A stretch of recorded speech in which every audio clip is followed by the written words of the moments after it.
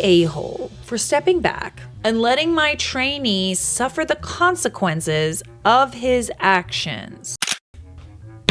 Background info. I, 35 female, work for the government with a large team of about 10 people. Most of what we do is customer facing. Recently, there were 2 new additions to our team that we desperately needed. Most of the team has been there for 20 plus years, and though they're very friendly, they do take their time to warm up to the newcomers. As I was one of the newest additions to the team, been there about 2 years, I was asked to help train one of the newcomers, as the teammates who've been there longer do not like taking the time to train, let others shadow, etc. I now understand why.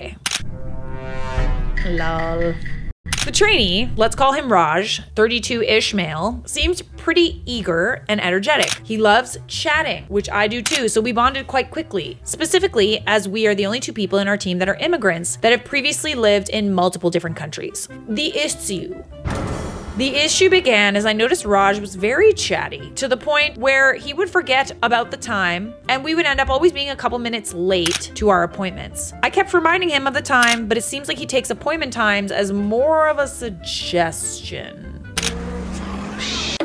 I, on the other hand, who have always struggled with timekeeping, take pride on the fact that I can usually manage to do my appointments on time, if not early. It would be interesting if they work somewhere like, where you had to make appointments for a passport or something. And it's like, oh, that's why those places are always late.